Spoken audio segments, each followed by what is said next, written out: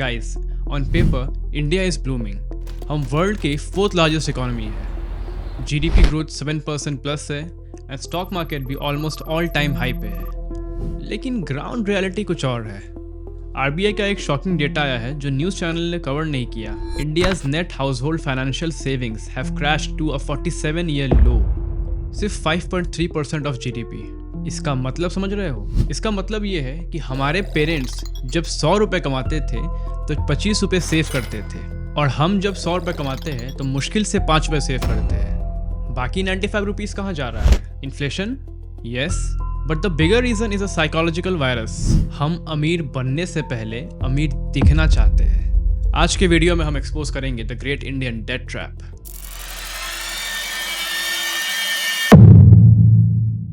मैं हवा में बात नहीं कर रहा. Let's look at the data. RBI और केयरएच की रिपोर्ट्स पढ़ी मैंने. पिछले एक साल में अनसिक्योर्ड पर्सनल लोन्स, वो लोन जिनके बदले आप कुछ गिरवी नहीं रखते, 26% से ग्रो हुए हैं. क्रेडिट कार्ड डिफॉल्ट्स 44% से बढ़े हैं. इसका मतलब लोग क्रेडिट कार्ड का बिल पे नहीं कर पा रहे हैं. लेकिन सबसे इंटरेस्टिंग डेटा है कार सेल्स का. इंडिया में entry level cars, Alto, Wagon R की सेल्स डाउन हो गई है, लेकिन लग्जरी कार की सेल ऑल टाइम हाई पे है. इकोनॉमिस्ट्स इसे कहते हैं K shaped recovery. The rich are getting richer, upper arm, the poor are struggling, lower arm. लेकिन जो मिडिल क्लास है वो अपर आर्म में जंप करने की कोशिश कर रहा है लोन लेकर. हम एसेट्स नहीं, डेप्रिशिएटिंग लायबिलिटीज खरीद रहे हैं just to pretend that we are rich. लेकिन हम ऐसा करते क्यों है? Are we stupid? नहीं, we are a victim of a psychological effect called the Diderot effect. कहानी सुनिए. 18th सेंचुरी के एक फ्रेंच फिलोसोफर डेनिस डिडरट की. डिडरट बहुत गरीब था, लेकिन एक दिन उसे एक गिफ्ट मिला, एक ब्यूटीफुल स्कारलेट रोब, एक लाल गाउन. डिडरट ने वो गाउन पहना, लेकिन उसने देखा कि उसका पुराना टेबल गंदा लग रहा है, तो उसने नया टेबल ले लिया. फिर उसने देखा कि उसका कारपेट मैच नहीं कर रहा है, तो उसने एक नया कारपेट ले लिया. धीरे धीरे उसने पूरा अपना घर ही बदल दिया. एंड में वो कर्जे में डूब गया. डिडरट ने कहा, I was the master of my old robe, but I have become the slave of my new one. आज के ज़माने में वो रोब आपका आईफोन है. जैसे ही आप आईफोन लेते हो, सडनली आपका 500 का कवर खराब लगने लगता है. You buy a 2000 rupees cover. Wired earphones भी चीप लगते हैं. You buy AirPods. ब्रांड्स आपको प्रोडक्ट नहीं, एक इकोसिस्टम बेच रहा है. अगर डिडरट इफेक्ट एक वायरस है तो नो कॉस्ट EMI एक वेपन है. सुनने में तो ये बहुत अच्छा लगता है कि वाओ, 0% इंटरेस्ट, फ्री मनी. लेकिन ऐसा होता नहीं है. बैंक कभी भी अपना नुकसान नहीं करवाता.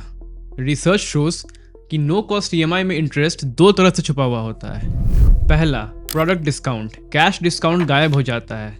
और दूसरा, प्रोसेसिंग फ़ी. बैंक आपसे 199 रुपीज़ प्लस GST चार्ज करते हैं. लेकिन मैथमेटिक्स से बड़ा कॉस्ट साइकोलॉजी का है.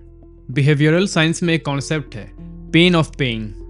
जब आप कैश निकाल के 1 लाख देते हो, दर्द होता है. ब्रेन सिग्नल देता है स्टॉप. लेकिन जब आप फोन से स्वाइप करते हो, दर्द नहीं होता. EMIs ने पेन ऑफ पेइंग को ख़त्म कर दिया. तो सॉल्यूशन क्या है? क्या हम सब कुछ बेच दे? नहीं, मैं ये कह रहा हूँ कि don't let your possessions own you. यहाँ 3 रूल है जो आपको फेक रिच से रियल रिच बनाएंगे. Rule number 1, the 7-day wait. जब भी कोई चीज़ 5000 रुपये से ऊपर हो, ऐड टू कार्ट, लेकिन बाय मत करो. Wait for 7 days. 90% चांस है कि 7 दिन बाद आपका वो डिडरट डोपामीन कम हो जाएगा. Rule number 2, buy assets first. अगर आप पहले SIP करते हो और उसके बचे हुए पैसे से आप फ़ोन लेते हो तो आप सेफ हो. पे योरसेल्फ फर्स्ट, बैंक को बाद में पे करो. And rule number 3, the reverse Diderot. अपनी लाइफ में एक ऐसा आइटम रखो जो चीप और अगली हो. जैसे एक सिंपल वॉच जो आपको ग्राउंड पर रखे. रियल रिच वो नहीं जिसके पास EMI पे मर्सिडीज़ है. रियल रिच वो है जो रात को चैन से सो सके बिना सोचे कि कल EMI कैसे भरेंगे. Financial freedom isn't about buying everything. It is about not needing to buy everything to feel happy. अगर आपको ये रियलिटी चेक ज़रूरी लगा तो लाइक बटन को दबाएं, सब्सक्राइब करें और कमेंट में करें what is the one purchase that you regret.